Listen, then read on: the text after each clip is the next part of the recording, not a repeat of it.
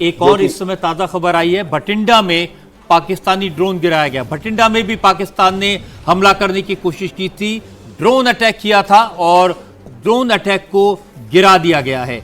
ये एक और ड्रोन है पाकिस्तान का जिसको गिराया गया। अभी अभी की ताजा खबर है, भटिंडा में पाकिस्तान का ड्रोन हमला एकदम नाकाम कर दिया गया है। तो कोई ड्रोन इनके चल नहीं पा रहे। एक्चुअली क्या है कि हम शुरू से ही देखते आए हैं कि इनके ड्रोन्स की जो क्वालिटी है या जो ड्रोन से एक्सपेक्टेशन होती है, खासकर जो हमारे ड्रोन्स ने जिस तरह से इफेक्टिवली पाकिस्तान के एयर डिफेंस सिस्टम को न्यूट्रलाइज़ किया, या जब हमने टारगेट्स पे अटैक किया था शुरू में जो 9 टारगेट्स थे टेररिस्ट कैंप्स के, वहाँ भी जितने इफेक्टिव थे और कितने प्रिसीजन के साथ उन लोगों ने काम किया, तो शायद हमारी अपेक्षा बढ़ गई थी ड्रोन्स के साथ इस तरह का देख करके कि हमारे ड्रोन्स कितने इफेक्टिव थे। जहाँ कि उनके ड्रोन्स का सवाल है वो बिल्कुल भी इनइफेक्टिव दिखाई दिए। एक तो ये कि हमारे एयर डिफेंस सिस्टम ने बिल्कुल नाकाम कर दिया उसको, और कई ड्रोन्स को तो मतलब हमारी L-70 गन्स ने ही नाकाम कर दिया।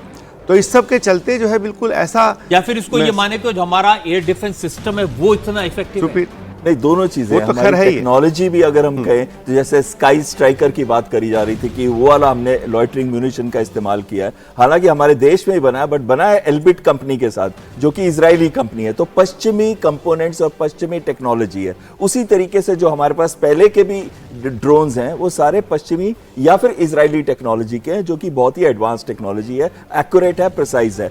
एक चीज मैं उस समय बोलना चाहता था कि जब भी किसी एयरफोर्स को इतना बड़ा धक्का लगा हो, जबकि प्रॉपर युद्ध भी नहीं हो रहा, कि आपके 4 जहाज चले गए, 3 फाइटर और 1 एवैक एयरक्राफ्ट, और इससे भी ऊपर हो सकता है, अभी ये कह रहे हैं इससे भी ऊपर हो सकता है, तो ऐसे बड़े धक्के के बाद जनरली एयरफोर्स अपने ऑपरेशंस को थोड़ी देर के लिए लो कर देती है, लो इंटेंसिटी पे ले आती है, अपना प्लान करती है, री-स्ट्रेटेजाइज करती है और देखती है कि उनकी क्या गलतियां थी, उनको क्या करना चाहिए, और अपने ऑपरेशनल टैक्टिक्स में बदलाव लाती है। अगर पाकिस्तान ने अभी पॉज नहीं किया तो और नुकसान खाएगा, पर मुझे लगता है कि आने वाले कुछ समय के अंदर, कुछ घंटों में, वो अभी पॉज करेगा, रीअसेस करेगा और अपनी वापस एयरफोर्स को इस्तेमाल करने की स्ट्रैटेजी पे काम करेगा।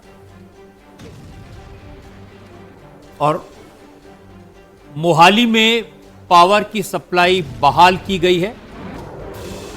मोहाली में पावर की सप्लाई बहाल की गई है। लोगों से सतर्क रहने को कहा है, सुरक्षित रहने को कहा है। लेकिन जिन भी एरियाज में पहले ब्लैकआउट था, जम्मू में अब ब्लैकआउट खत्म हो गया है, लोग कॉन्फिडेंट हैं।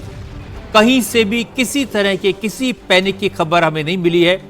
कुछ जगह यह खबर चलाई गई थी कि इंडिया गेट खाली कराया जा रहा है। मैं आपको बता दूं कि नॉर्मल कंडीशंस में रोज रात को 12 बजे इंडिया गेट खाली करा लिया जाता है। तो कोई पैनिक नहीं है, किसी तरह का कोई डर नहीं है और न किसी को डरने की जरूरत है। तो पूरी खबर आपको एक बार फिर से बता देता हूं। हमारी फौज पाकिस्तान को उसकी गुस्ताखी की सजा लगातार दे रही है। पाकिस्तान के फाइटर जेट्स हमारी सरहद में घुसे और 3 फाइटर जेट्स को गिरा दिया गया है। पाकिस्तान के 2 JF-17 और एक F-16 फाइटर जेट्स को बर्बाद कर दिया गया है, तबाह कर दिया गया है। पाकिस्तान का एक पायलट हमारी फोर्सेस के कब्जे में है और दूसरे पायलट की तलाश जारी है। एक JF-17 राजस्थान में, दूसरा पंजाब में और एक F-16 भी गिराया गया है। यह इस वक्त की बड़ी खबर है और बहुत बड़ी सफलता है इंडियन एयरफोर्स की। ये 3 प्लेन्स हैं जिनको गिरा दिया गया। हमारे जो एयर डिफेंस सिस्टम है उसकी बहुत बड़ी सफलता है और हमारी जो फोर्सेस हैं वो वाकई में सैल्यूट के काबिल है। इतनी बड़ी सफलता पाकिस्तान ने आज पहले दिन कोशिश की और पहले दिन 100 ड्रोन और मिसाइल्स गिरा दिए गए और 3 फाइटर एयरक्राफ्ट पाकिस्तान के गिरा दिए गए।